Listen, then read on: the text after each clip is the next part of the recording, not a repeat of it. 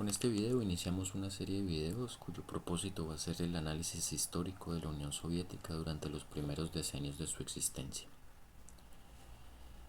Para ello vamos a tener una cronología que va a comenzar desde finales del siglo XIX y va a terminar en 1924, poco después de la muerte de Lenin. Es decir, vamos a trabajar los eventos históricos desde los orígenes del partido bolchevique, pasando por los eventos que lo convirtieron en un eje central para la transformación de la Rusia zarista en 1917. Nos detendremos también en ese año durante las revoluciones de febrero y octubre. Pasaremos a analizar la guerra civil y terminaremos con los procesos de reforma que se dieron ya con la Unión Soviética establecida poco antes de la muerte de Lenin. Bueno, pero puntualmente lo que nos compete hoy en este video son los orígenes del partido bolchevique. Y para ello vamos a bosquejar brevemente el contexto en el que apareció este partido. El ambiente social e histórico en el que aparece esta organización política fue nada más y nada menos que la Rusia zarista de finales del siglo XIX y comienzos del siglo XX. Para entonces la gran masa de trabajadores, compuesta mayoritariamente por campesinos pero también por obreros, hasta hace unas pocas generaciones se había librado del régimen de la servidumbre. Es decir, fue en ese entonces en el que se les dio una condición, una suerte de condición parecida a la de ciudadanos, sujetos de derechos. Sus abuelos y sus padres no la habían tenido, pues se les consideraba siervos. Es decir, gracias a este régimen jurídico, estaban sujetos al espacio en el que nacían, estaban sujetos a las pretensiones de su señor feudal y no se les consideraba sujetos de derechos como si sucedía en Occidente. El término de la servidumbre se da en 1861 durante el gobierno del zar Alejandro II. Él inicia un lento proceso de reformas que apuntaba a convertir el Estado zarista en una monarquía constitucional. Sin embargo, este proceso se detiene con la trágica muerte de este zar a manos de una organización terrorista conocida como Voluntad del Pueblo. Luego de su muerte, su sucesor Alejandro III va a detener este proceso de reformas y va a devolver a Rusia sus raíces absolutistas. Con este zar va a comenzar a generalizarse un ambiente de represión política. Es en ese entonces cuando comienza a funcionar la ojrana o la policía política del gobierno zarista. Es decir, en ese entonces se acaba el proceso de reforma y el gobierno zarista se vuelve más hermético, más draconiano, y una de las prerrogativas más importantes de este estado va a ser la vigilancia constante de sus ciudadanos. En este ambiente de represión generalizada, simultáneamente se va a dar un proceso acelerado de industrialización durante el gobierno también del zar Alejandro III. Este zar fue el que designó a un aristócrata ruso conocido como el Conde White como ministro de Comercio y Hacienda. Este aristócrata, el Conde White, va a ser el protagonista de la industrialización en Rusia, ya durante los últimos años del siglo XIX y comienzos del XX. Él lo que va a hacer es que va a traer la inversión extranjera, va a endeudar al Estado ruso y con esos ingresos va a construir grandes industrias en las metrópolis rusas, como en San Petersburgo. Va a construir inmensos complejos fabriles que van a traer la mano de obra del campo. Estos campesinos nietos de antiguos siervos van a llegar a las ciudades en masa y se van a convertir en lo que en terminología marxista se designa como proletariado. Este nuevo sujeto histórico en Rusia se va a comenzar a aglutinar en las metrópolis de una forma inmensa. Aquí un pequeño inciso, si quieren este, indagar más sobre el tema desde la literatura, lo pueden hacer con este libro, La madre de Maxim Gorky. Gorky para ese entonces era un fiel partidario de las teorías marxistas. En un principio apoyó el movimiento bolchevique, aunque después de los sucesos de la Revolución de Octubre se va a distanciar de ellos. Sin embargo, el punto aquí es que si quieren ver cómo era la situación de vida de estos obreros que les acabo de comentar, de cómo era su plano existencial, cómo consideraban sus perspectivas políticas, lo pueden ver representado en este libro, La madre, recomendado. Y bueno, volviendo a nuestro tema, vemos que a finales del siglo XIX y comienzos del XX, estos dos factores, la industrialización acelerada y la represión política, van a condicionar mucho el, el contexto en el que va a surgir el partido bolchevique. Y bueno, a causa de ambos factores, de la represión y de la industrialización,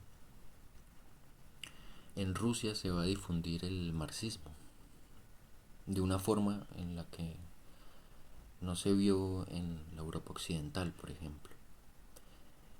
Y esto sucedía en parte porque en Rusia no existía una tradición política liberal que le hiciera contrapeso a la expansión del marxismo dentro de las clases medias rusas, por ejemplo. Esto hizo que esta ideología fuera vista como un apoyo ideológico en contra del absolutismo zarista que estaba pues polulando en ese entonces. Ahora, en base a esta corriente de pensamiento, el marxismo, el desarrollo histórico de la humanidad se entiende desde lo que Marx denominó los modos de producción. Los modos de producción son etapas sucesivas dentro del desarrollo humano, etapas que están condicionadas por un cierto mecanismo económico dominante durante esa etapa en específico. Por ejemplo, en la antigüedad podemos hablar de un modo de producción específico, en el feudalismo de otro. Por ejemplo, en el feudalismo, entre más tenencia de tierra, más rico se era. Entonces era la tenencia de la acumulación de tierra lo que definía la riqueza de las sociedades durante el feudalismo. Luego del feudalismo pasamos a una siguiente etapa, que es la primera del desarrollo capitalista, la etapa eh, burguesa democrática, en la que el modo de producción reinante va a ser la acumulación de capital financiero y el estímulo del comercio internacional.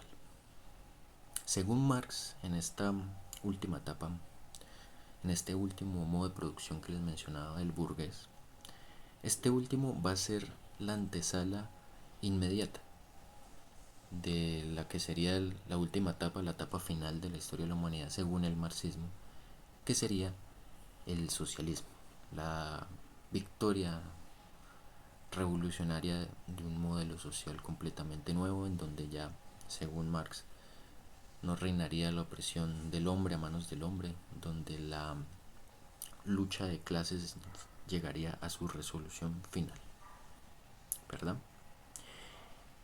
Traigo este tema de los modos de producción porque va a ser un punto muy relevante dentro de los debates que se dieron en las distintas facciones marxistas que trataban de buscar un método para emanciparse del gobierno zarista. Como veremos más adelante, dependiendo del el cuerpo ideológico de cada facción, se va a tener una manera distinta de abordar este problema de los modos de producción dentro del contexto ruso. Ahora vamos a seguir ya hablando más puntualmente de cómo fue este desarrollo de la extensión ideológica del marxismo dentro de Rusia. Y para ello pues tenemos que comenzar hablando de un personaje histórico bastante paradigmático dentro de este tema, que es Plejánov. Plejánov, cabe destacar en este punto, fue el gran maestro de Lenin en cuanto al marxismo. Fue él quien introdujo a este hombre pues ya de lleno en el estudio de las teorías marxistas y en su aplicación a Rusia. De hecho, Plejánov fue pionero en la aplicación de la teoría marxista a Rusia.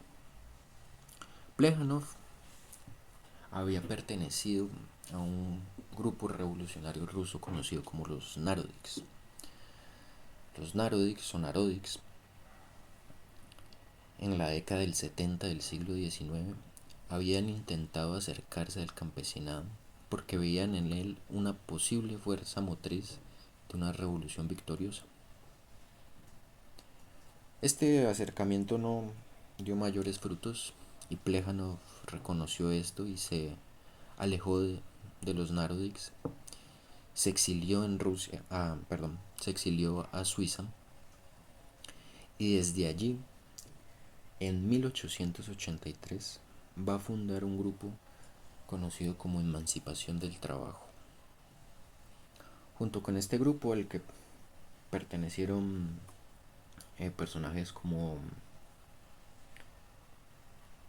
Vera Sasulich, Axelrod, entre otros.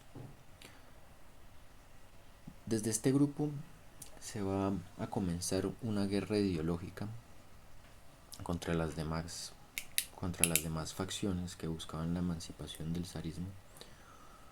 Una guerra ideológica que defendía las posturas marxistas.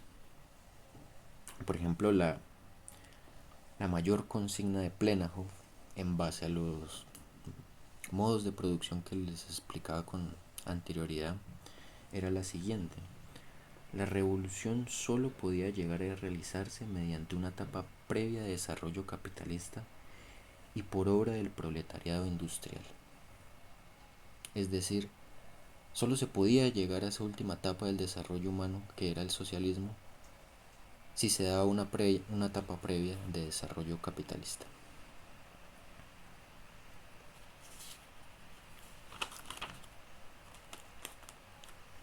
Y esto es importante aclararlo, porque en Rusia, a diferencia de Occidente, todavía no se había llegado al desarrollo de este modo de producción caracterizado por el Estado burgués, por el desarrollo capitalista de la democracia burguesa.